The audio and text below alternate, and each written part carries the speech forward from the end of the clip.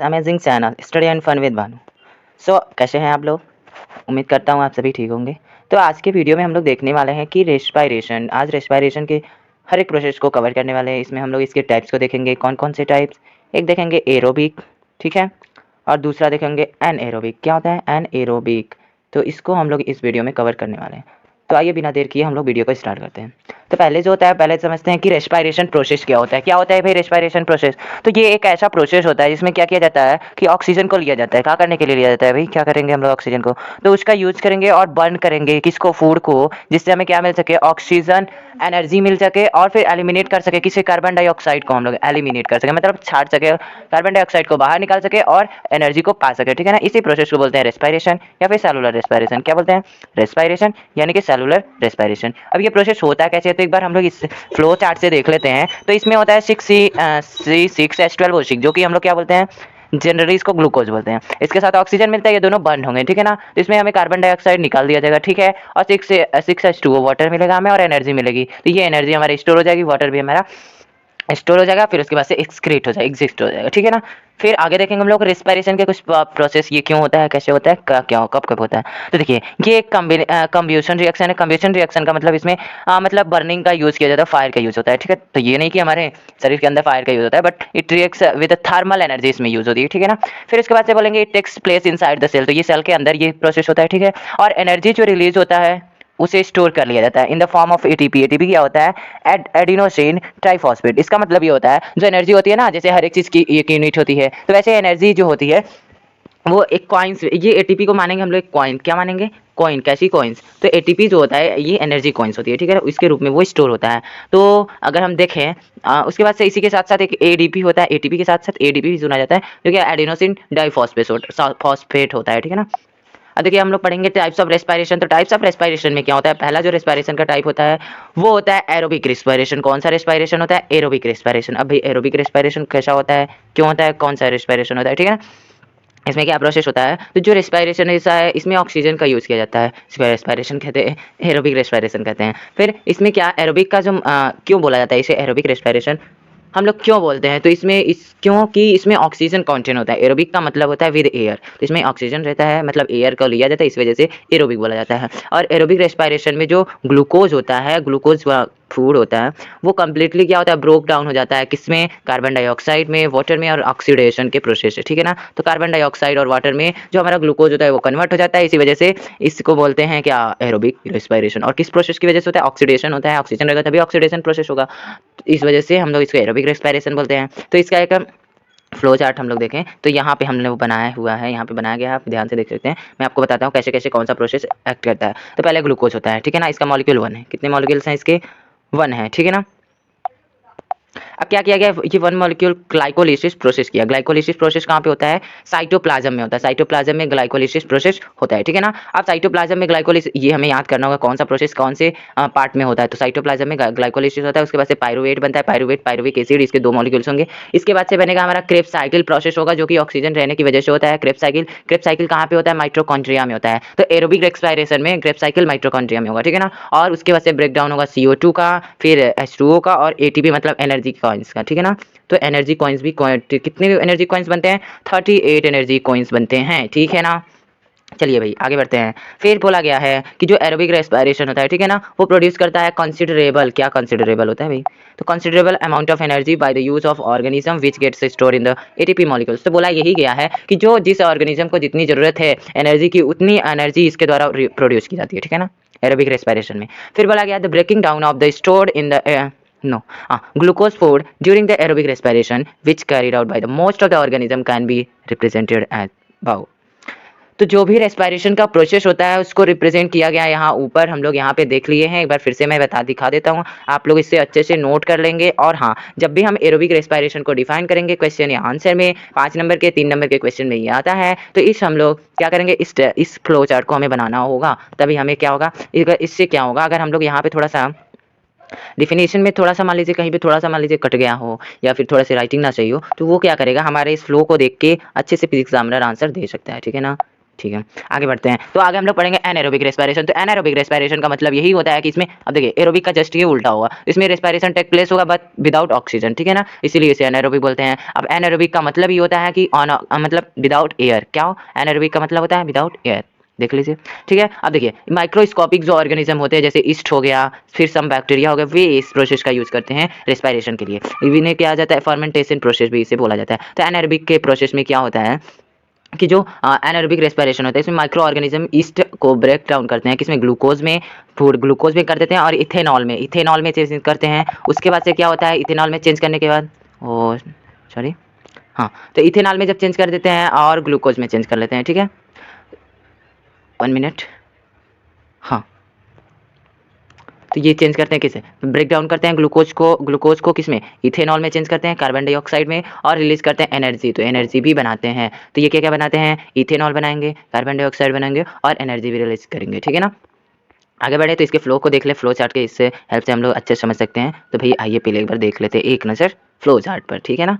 हम लोग मैं एक सेपरेट वीडियो में इसके पूरे फ्लो चार्ट को, इसके सारे फिगर्स को एक नज़र में देखेंगे एक वीडियो में, ठीक है ना, वो मैं एग्जाम के टाइम में लाऊंगा, ठीक है। तो देखिए ग्लूकोज जो होता है 1 मॉलिक्यूल में होगा, ग्लाइकोलिसिस प्रोसेस होगा, कहाँ पे होगा, साइटोप्लाज्म में होगा, फिर पाइरुवेट बनेगा 2 मॉलिक्यूल्स वाला, ठीक है, ये पाइरुवेट बन गया, ग्लाइकोलिसिस प्रोसेस हो गया साइटोप्लाज्म में। अब देखिए यहाँ पे ऑक्सीजन का एब्सेंस रहेगा, क्या रहेगा, ऑक्सीजन यहाँ पे एब्सेंट रहेगा, और ये प्रोसेस होगा ईस्ट में, ये होता है और फर्मेंटेशन प्रोसेस कहलाता है, ठीक है। अब इसके साथ साथ इथेनॉल बनता है, इथेनॉल, यहाँ पे इथेनॉल दिया गया है, ठीक है ना, इथेनॉल बनता है C2H5OH, ठीक है। और उसके बाद से टू CO2 होता है, मतलब कार्बन डाइऑक्साइड बनेगा, और ATP, कितने ATP बनेंगे, 2 ATP। इसका मतलब ये ऐसे ऐसे ऑर्गेनिज्म के लिए 2 ATP में वो कंसिडर, उनके लिए जितना जरूरत है 2 ATP की जरूरत पड़ती होगी, ठीक है ना। अब हम लोग नेक्स्ट देखेंगे difference between aerobic and anaerobic respiration, ठीक है ना। उसके बाद से हम लोग कुछ स्टेप्स पढ़ेंगे जो कि बहुत रेस्पिरेशन में हेल्प करते हैं, ठीक है ना। तो आइए शुरू करते हैं, देखते रहते हैं क्या डिफरेंस है भाई, हमने भी पढ़ा तो कुछ समझ तो आया क्या। देखिए पहला जो डिफरेंस होता है कि takes place with the presence of oxygen, aerobic respiration में ऑक्सीजन होता है, प्रेजेंट होता है, एंड एरोबिक में क्या होता है, ऑक्सीजन एब्सेंट होता है। तो पहला पॉइंट, सबसे इंपॉर्टेंट पॉइंट ये होगा, ठीक है ना। नेक्स्ट जो सेकंड पॉइंट है, इसमें complete breakdown of food occurs in aerobic respiration. तो इसमें कंप्लीट ब्रेकडाउन ऑफ फूड हो जाता है, और इसमें पार्शियल ब्रेकडाउन ऑफ फूड होता है रेस्पिरेशन में, इस रेस्पिरेशन में, एनाएरोबिक में पार्शियल ब्रेकडाउन होता है फूड का, ठीक है ना। और आगे चलें तो फिर देखते हैं कि जो एंड प्रोडक्ट होता है एरोबिक रेस्पिरेशन का, वो CO2 होता है और H2O होता है, उसके साथ साथ एनर्जी भी होती है, ठीक है ना। तो एनर्जी CO2 और H2O होता है, बट परंतु लेकिन क्या होता है, जो हमारा एंड प्रोडक्ट है एनाएरोबिक रेस्पिरेशन का, वो इथेनॉल है, क्या है, इथेनॉल है। इथेनॉल के साथ साथ CO2 होता है, फिर इन ईस्ट प्लांट में ये होता है, और लैक्टिक एसिड बनता है इन द एनिमल्स मसल। तो लोगों एनिमल्स के मसल में लैक्टिक एसिड कभी बनता है, और उसके साथ साथ CO2 बनता है, और ईस्ट में जो होता है तो इथेनॉल बनता है, क्या बनता है, इथेनॉल। तो ये दोनों प्रोसेस ये पता होना चाहिए एंड प्रोडक्ट क्या होता है, ठीक है ना। लास्ट में देखेंगे कि एरोबिक रेस्पिरेशन में प्रोड्यूस करता है कॉन्सिडरेबल अमाउंट ऑफ एनर्जी, जितनी एनर्जी जरूरत है उस ऑर्गेनिज्म को उतनी एनर्जी उसे मिलती है, but much less energy is produce an aerobic respiration. तो ऐसे रेस्पिरेशन में बहुत ही कम एनर्जी रिप्रोड्यूस हो पाता है, ठीक है ना। अब देखेंगे कुछ स्टेप जो भी क्या किए जाते हैं, प्लेस वहाँ पे होते हैं बहुत रेस्पिरेशन, दोनों रेस्पिरेशन में ये प्रोसेस होते हैं, जैसे कि ग्लाइकोलिसिस हमने पढ़ा था, ग्लाइकोलिसिस प्रोसेस। तो देख लेते हैं ग्लाइकोलिसिस प्रोसेस होता क्या है, ठीक है ना। तो आइए ध्यान से देखते हैं थोड़ा सा, हाँ चलिए स्टार्ट करते हैं। तो ये प्रोसेस होता है थ्रू विच 1 ग्लूकोज जो होता है 6 कार्बन मॉलिक्यूल्स में ब्रोक डाउन होता है, 2 मॉलिक्यूल्स ऑफ पाइरुवेट में बनते हैं, और 3 कार्बन मॉलिक्यूल बनते हैं। इसी वजह से इस प्रोसेस को बोलते हैं ग्लाइकोलिसिस प्रोसेस। तो भाई बताते हैं क्या होता है कि जो एक 1 ग्लूकोज मॉलिक्यूल मतलब C6H12, ठीक है, O6, ये जो होता है ब्रेक डाउन होता है पाइरुवेट में। पाइरुवेट हमने पढ़ा था ना नीचे ऊपर कि पाइरुवेट एसिड बनता है, तो 2 मॉलिक्यूल्स यहाँ पे बन जाते हैं, ठीक। उसके साथ साथ 3 कार्बन डाइऑक्साइड के मॉलिक्यूल बनते हैं। जब ये इसमें टूट जाता है ग्लूकोज, इसी प्रोसेस को ग्लाइकोलिसिस प्रोसेस बोलते हैं। क्या बोलते हैं भाई, ग्लाइकोलिसिस प्रोसेस बोलते हैं, ठीक है। अब देखिए इसमें क्या होता है, सम एनर्जी इज रिलीज, इसमें एनर्जी भी रिलीज होती है, तो प्लस में हम लोग वहाँ पे एनर्जी भी नोट कर लेंगे। It occurs in the cytoplasm में, ये अकर होता है मतलब ये प्लेस, मतलब जो भी काम होता है ये साइटोप्लाज्म में होता था। तो हमने देखा था दोनों रेस्पिरेशन में साइटोप्लाज्म में ये प्रोसेस होता था, ठीक है ना, इन ऑफ द सेल, ठीक है। अब देखिए पाइरुवेट में भी, अब सेकंड जो पार्ट है वो पाइरुवेट में भी further converted into different products depending on the process of absence और द प्रेजेंस में और लैक ऑफ ऑक्सीजन में। जो पाइरुवेट होता है कई तरीकों से टूटता है, कई भागों में टूटता है, कई पार्ट में टूटता है। तो हम लोग एक चीज़ देख लेते हैं, क्रेब साइकिल हम लोग पढ़ रहे थे। तो क्या होता है क्रेब साइकिल, इसको मैं यहाँ पे थोड़ा हल्के में बताऊंगा और नेक्स्ट वीडियो में हम लोग पढ़ेंगे। हाँ मैं बताऊंगा उसको सेपरेट वीडियो के क्रेब साइकिल क्या होता है। तो जो पाइरुवेट होता है उसके साथ NAD मिलता है, फिर COA मिलता है, ठीक है ना, मतलब पाइरुवेट हाइड्रो हाइड्रोजन इसके साथ ये जो होता है ये एसिटाइलिन बनाता है, COA बनाता है, ठीक है ना, और NADH में टूटता है और CO2 में टूटता है। इस प्रोसेस को मैं डीपली और थोड़ा अच्छे से एक्सप्लेन करूँगा एक सेपरेट वीडियो में, ठीक है ना। अब देखिए हम लोग हर एक प्रोसेस में देखेंगे कि पाइरूवेट कब किस भाग में टूटता है, क्या बनाता है, ठीक है ना। तो ये ऐसा प्रोसेस होता है, देखिए एनाएरोबिक के रेस्पिरेशन में देखें जहाँ पे ऑक्सीजन क्या होता है, एब्सेंस होता है। तो जो पाइरूवेट होता है वो कन्वर्ट होता है किसमें, 2 मॉलिक्यूल्स ऑफ इथेनॉल, किसमें भी चेंज हो जाता है, इथेनॉल बनाता है, कितने मॉलिक्यूल्स का, 2 मॉलिक्यूल्स का, ठीक है ना। और 2 मॉलिक्यूल्स ऑफ कार्बन डाइऑक्साइड, तो कार्बन डाइऑक्साइड के भी 2 मॉलिक्यूल बनेंगे, 2 मॉलिक्यूल इथेनॉल के, 2 मॉलिक्यूल कार्बन डाइऑक्साइड के, ठीक है ना। और ये प्रोसेस होगा cytoplasm in the yeast during the fermentation and less energy is released as the compare to aerobic respiration. और देख लेते हैं इसको फ्लो से। यहाँ पे क्या होता है भाई, जो पाइरूवेट होता है ना, तो 2 मॉलिक्यूल किसमें, इथेनॉल में टूटेगा और 2 मॉलिक्यूल और कार्बन डाइऑक्साइड का टूटेगा, और ये साइटोप्लाज्म में ये काम होगा इसके अंदर, और इसे फर्मेंटेशन भी बोला जाता है, जिससे वो हमारा अल्कोहल भी बनता है, ठीक है ना। और इस प्रोसेस को करने के लिए हम लोगों के पास एक फ्लो चार्ट भी हमारे पास प्रेजेंट है, देखिए भाई, देख लो भाई। तो पाइरूवेट जो होता है, ठीक है, पाइरूवेट है 3 कार्बन मॉलिक्यूल, इथेनॉल में ब्रेक हुआ 2 इथेनॉल में और 2 कार्बन डाइऑक्साइड में, इसके साथ साथ एनर्जी भी प्रोड्यूस हुई, ठीक है। अब देखिए अगर हम देखें कि एरोबिक रेस्पिरेशन में यहाँ पे थोड़ा सा एन एरोबिक नहीं रहेगा, एरोबिक रहेगा, तो एन को काट देंगे, ठीक है ना। तो एरोबिक रेस्पिरेशन में बोले जहाँ पे ऑक्सीजन प्रेजेंट होगा, कहाँ पे, जहाँ पे ऑक्सीजन प्रेजेंट होगा, तो पाइरूवेट जो होगा वो कन्वर्ट हो जाएगा CO2 में, मतलब वाटर में, CO2 में टूटेगा, फिर उसके बाद वाटर भी बनेगा और एनर्जी भी बनेगा, ठीक है, release then it occurs in the mitochondria. और ये कहाँ पे होता है ये प्रोसेस, माइटोकॉन्ड्रिया में होता है। इसी वजह से इस कर्व साइकिल नहीं, यहाँ पे क्रेब साइकिल भी बोलेंगे, ठीक है ना, ये बोल देंगे हम लोग इसे क्रेब साइकिल, इसे काट के आप लोग लिख देंगे क्रेब्स साइकिल, ठीक है ना, इसे क्रेब साइकिल बोलते हैं, ठीक है। तो क्या होता है इसमें, जो पाइरूवेट होता है वो कन्वर्ट हो जाता है CO2 में, वाटर में और एनर्जी में। इस प्रोसेस में यहाँ पे ऑक्सीजन का प्रेजेंट होता है, इस वजह से इसे बोलते हैं हम पाइरूवेट का चेंजेस 2-3 पार्ट में होता है, और कार्बन डाइऑक्साइड, वाटर और एनर्जी भी, ठीक है ना। और इसके फ्लो चार्ट को हम लोग देखें तो ये हमारा फ्लो चार्ट रह गया। और इसमें देखिए पाइरूवेट जो होता है वो 6 CO2 में बनता है, फिर वाटर में चेंज होता है और एनर्जी भी बनती है, 38 ATP बनती है, ठीक है ना।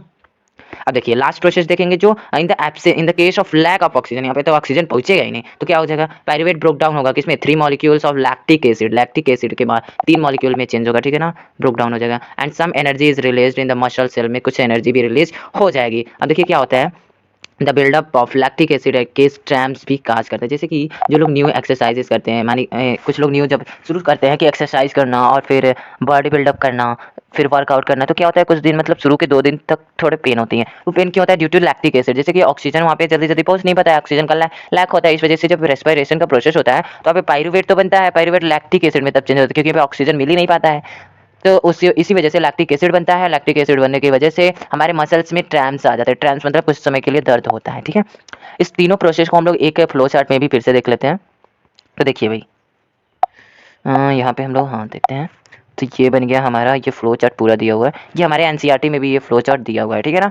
तो इस फ्लो चार्ट को आप लोग एनसीईआरटी से भी देख सकते हैं, वो थोड़ा सा और अच्छे से दिया हुआ है। ये तो मेरा मान लीजिए मेरा नोट्स है तो थोड़ा अच्छे से उस समय नहीं बन पाया था। देखिए तो जो ग्लूकोज होता है साइटोप्लाज्म में ग्लाइकोलिसिस प्रोसेस हो गया, ठीक है ना। अब पाइरूवेट भी बन गया, क्या बन गया, पाइरूवेट बना, पाइरूवेट 3 कार्बन बने, ठीक है ना। अब यहाँ पे देखिए जब एब्सेंस ऑफ ऑक्सीजन रहेगा, मतलब ऑक्सीजन जब प्रेजेंट ही नहीं रहेगा, तो इथेनॉल बनेगा और CO2 बनेगा प्लस एनर्जी मिलेगा, ठीक है ना। और ये प्रोसेस होगा इन द ईस्ट में, ठीक है ना। इसी के साथ साथ जब ऑक्सीजन लैक होगा, ऑक्सीजन मिल ही नहीं पाएगा, तो लैक्टिक एसिड बनेगा और एनर्जी मिलेगी, ठीक है। और ये प्रोसेस होगा हमारे मसल्स में, कहाँ पे होंगे, हमारे मसल्स में। और जब प्रेजेंस ऑफ ऑक्सीजन रहेगा तो वहाँ पे हमारा बनेगा CO2 H2O और एनर्जी मिलेगी, और ये माइटोकॉन्ड्रिया में होता है भाई। फिर breakdown of glucose in various pathway, तो ये हमने देख लिया कई पाथ में भी पाइरूवेट चेन ब्रेकडाउन होता है। तो फिर अब हम लोग देखेंगे एक और देख लेते हैं कि जो ऑर्गेनिज्म होते हैं और कौन सा पार्ट इन्वॉल्व होता है उनके रेस्पिरेशन में, तो ये जरूरी याद होना चाहिए। जैसे कि कुछ जो स्मॉल यूनिसेलुलर ऑर्गेनिज्म होते हैं तो नहीं पता होता, देख लेते हैं हम लोग। जो अमीबा है, ये हमारे टीचर ने बहुत ही अच्छे से करा दिया था। तो अमीबा जो होता है वो सेल मेम्ब्रेन से क्या करता है, डिफ्यूजन प्रोसेस की हेल्प से रेस्पिरेशन करता है, ठीक है। अर्थवॉर्म जो होता है वो स्किन से रेस्पिरेशन करता है। एक्वाटिक एनिमल जो होते हैं वो गिल्स से करते हैं, ये तो सबको पता है।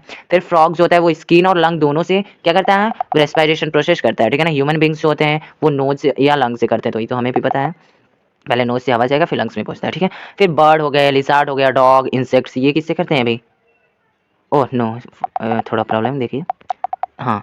तो जो होता है ये बर्ड हो गए, लिजार्ड हो गई, डॉग हो गई, ये तीनों किससे करते हैं, लंग्स से। डॉग भी नोज होते हैं, तीन सबके भी नोजेस होते हैं, फिर लंग्स में सीधे जाता है ना। फिर बोले अगर इंसेक्ट्स जो होते हैं तो इनके पास सीधे ट्रैकिया से ये रेस्पिरेशन प्रोसेस करते हैं, ठीक है ना।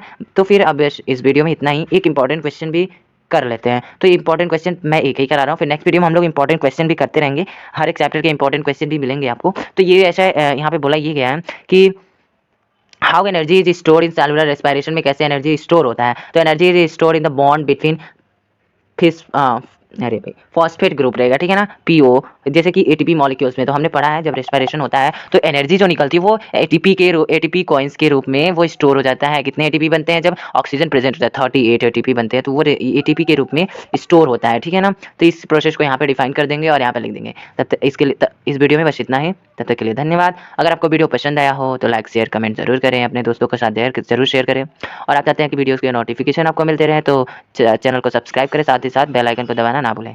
तब तक के लिए धन्यवाद। Have a nice day.